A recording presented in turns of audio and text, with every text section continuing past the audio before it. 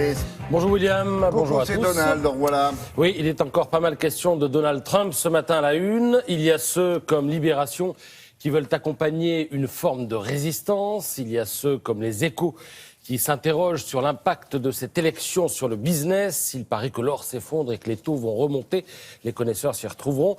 Et puis il y a ceux comme le Figaro qui surveillent le discours du président élu et notent à juste titre que Donald Trump est en train de changer de ton. Ces dernières heures, il a mis pas mal de coca dans son whisky. Les expulsions de clandestins, ça n'est plus 11, mais 3 millions. Le mur à la frontière mexicaine, bon, par endroits, ce sera plutôt une clôture, etc., etc. Bref, les promesses, ça n'engage que ceux qui les croient. Jusque-là, rien de nouveau. Mais le papier le plus intéressant concernant Trump, vous le trouverez dans la presse américaine où le Washington Post est allé à la rencontre d'un dénommé Alan Lichtman, professeur d'histoire à l'université de Washington.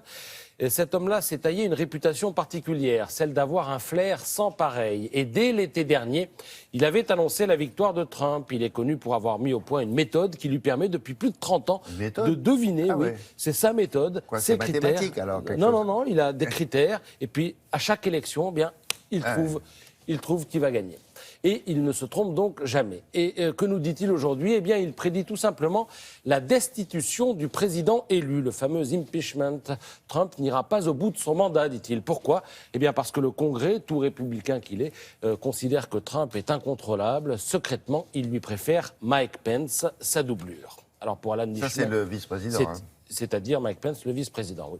Pour Alan Lichtman, sorte de Madame Soleil de la Maison-Blanche, eh bien Trump va se faire coincer, soit parce qu'il aura mis la sécurité du pays en danger, soit parce qu'il aura mélangé un peu les genres. En attendant de voir s'il a raison ou pas, vous pouvez toujours vous rabattre sur la lecture des Échos et du papier de Lucie Robquin, la correspondante du journal à New York.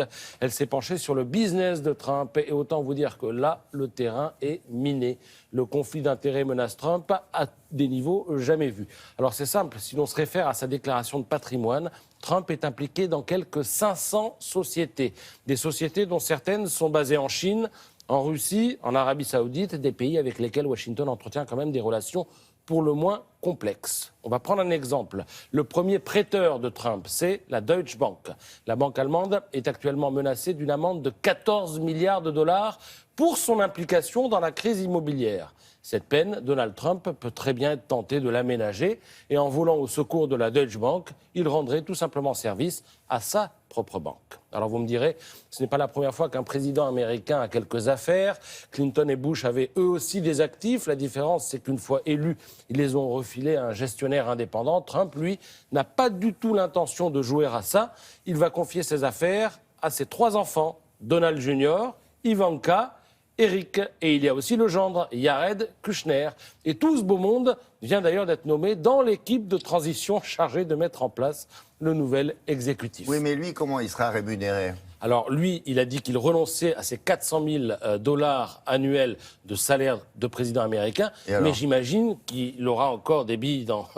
Il dit... La gestion sera confiée aux enfants, mais je pense qu'il a encore des actifs, des billes, donc il va quand même toucher quelques dividendes. Donc c'est un entrepreneur milliardaire qui fait un job à la maison, je crois, pendant 4 ans. Ça ressemble beaucoup à ça. En tout cas, ces enfants à qui il confie donc ses affaires, pour finir, ils ont juré, je les cite, qu'ils travailleraient en toute indépendance de leur père. Et franchement, regardez-les, on leur donnerait le bon Dieu sans confession. Ben oui, ils sont charmants ces petits-là.